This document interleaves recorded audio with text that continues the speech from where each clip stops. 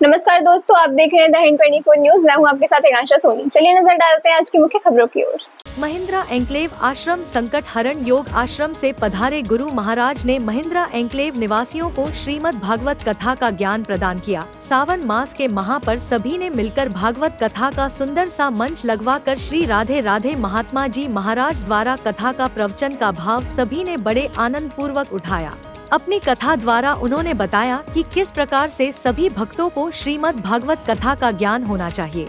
नमस्कार, आप सभी देख सकते हैं मेरे साथ गुरुजी महाराज हैं। राधे राधे। आइए जानते हैं गुरुजी, जिस तरह से 7 दिन से 7वां दिन है आज कथा चल रही है और आपके साथ इतने भक्तजन जुड़े हुए, पूरी मंडली जुड़ी हुई है, तो कहाँ कहाँ आपने भागवत की और कहाँ कहाँ कथा इस तरह सुनने सभी प्रेमी आए आपके? हम कथा हमारी पूरे भारत में लखनऊ है, कानपुर है, मथुरा है, वृंदावन है, सिकोबाद है, आगरा है, हर जगह हर क्षेत्र में होते हैं जी।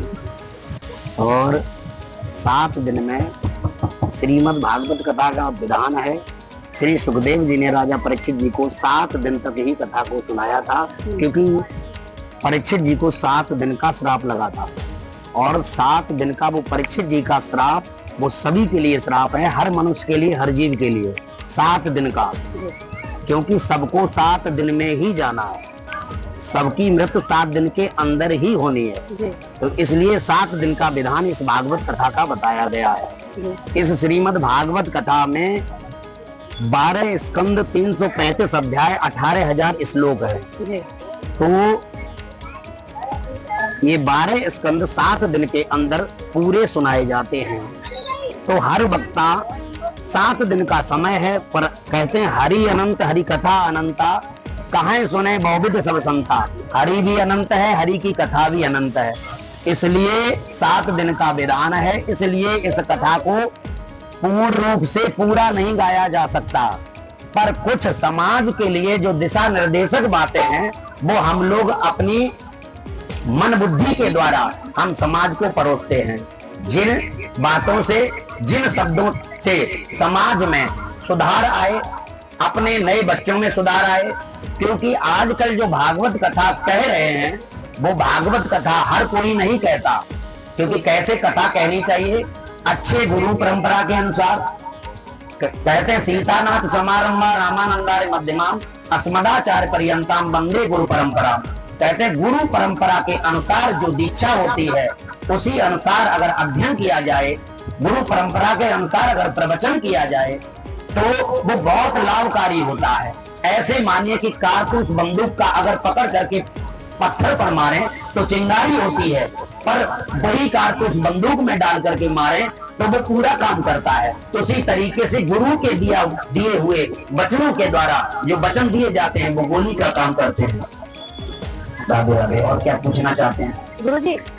जैसे महाशिवरात्रि है, शिवरात्रि में जैसे कथा करानी बहुत जरूरी होती है, या मतलब इसका कोई उपयोग? शिवरात्रि अच्छा इस पे बोले? हाँ। चलो हम इस पे बोल रहे हैं। आदत पड़ी है मेरी इस माइक से बोलने की। चलिए, ये श्रावण मास है, चातुर्मास का समय जब आता है तो भगवान जो है, ऐसा कहते हैं, ऐसा हमारे ग्रंथों में बताया है, भगवान शयन करने के लिए राजा बलि के यहाँ पाताल लोक में जाते हैं। वो चातुर्मास का समय आता है, 4 महीने, उसमें से सबसे श्रेष्ठ है श्रावण का महीना। तो श्रावण के महीने में भगवान की भक्ति करते हैं, भोलेनाथ की। तो श्रावण मास में, मतलब श्रावण का अर्थ है श्रवण करना, ज्यादा से ज्यादा कथा लाभकारी होती है श्रावण मास में, इसलिए कथा सुननी ही चाहिए श्रावण मास। अपने भक्तजनों को क्या कहना चाहेंगे? हम अपने भक्तजनों से ये कहना चाहेंगे, सनातन धर्म का प्रचार करें, बहुत जरूरी, और ज्यादा से ज्यादा श्रवण मास में, चातुर्मास में कथा सुनने का प्रयास करें। कथा तो हर समय लाभकारी है। वेद व्यास जी ने कभी ये नहीं कहा कि कथा कभी नुकसान करती है, हर समय कथा को सुनना चाहिए, पर कई कुछ महीने ऐसे हैं जो ज्यादा लाभकारी होते हैं। कथा सुनने से लोगों का जीवन बदल जाता है, क्योंकि एक पढ़ाई बच्चा जैसे पढ़ता है, ऐसे यहाँ भी ये ज्ञान का विषय होता है। श्रीमद् भागवत सप्ताह ज्ञान यज्ञ, तो वक्ताओं को ज्ञान की ही चर्चा करनी चाहिए, क्योंकि श्री सुखदेव जी ने फालतू का मसाला नहीं मिलाया और ना ही वक्ताओं को मिलाना चाहिए।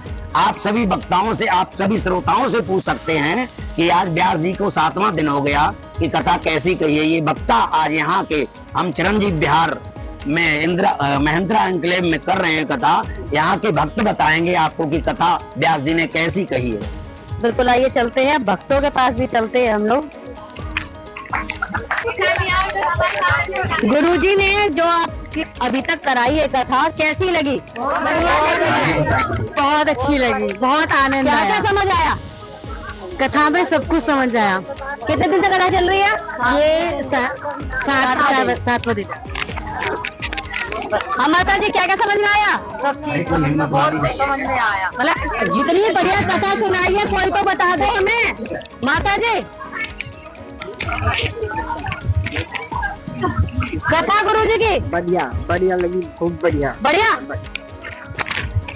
आप इतने समय से कथा सुन रहे हैं 6 दिन से, तो आपको कैसा आनंद आया, क्या लगा? बहुत अच्छी कथा करे, बहुत अच्छे व्यास जी है। कथा इतनी समझा के कहते हैं कि हर व्यास जी ऐसा नहीं कहते। बहुत अच्छी कथा है, बहुत आनंद आ रहा। हाँ, पूरी भागवत जो है इन्होंने संक्षेप में करके बहुत अच्छे ढंग से बताई है। जिस तरह से आप यहाँ पे 6 दिन से भागवत सुन रहे हैं, यहाँ पे कथा चल रही है, तो किस तरह से आपको आनंद आया?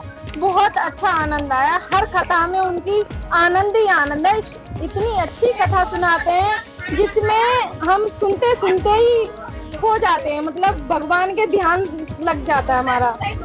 हाँ, झूम उठे, इतना अच्छा वो सुनाते हैं, मीठा भी बोलते हैं, एक एक शब्द बताते हैं। तो जैसे कि आप लोग मेरे पीछे देख पा रहे हैं और ये सभी मेरे साथ हैं, बहुत आनंद आ रहा है। तो आनंद आ रहा है, माता जी को भी है। हाँ, तो काफी जिस तरह से आनंद की बात ली जा रही है और यहाँ पर आप सारे भक्त जन इनके देख पा रहे हैं, सभी मेरे पीछे हैं। बहुत अच्छी कथा करी है, मैं 7 दिन की आनंद आ रहा है, तो आप देख पा रहे हैं। तो इतनी बढ़िया इन्होंने कथा कही, गुरुजी हमारे साथ ही हैं। तो मैंने दी शर्मा गाजियाबाद से। ऐसे ही तमाम खबरों के लिए जुड़े रहिए द हिंद 24 न्यूज के साथ।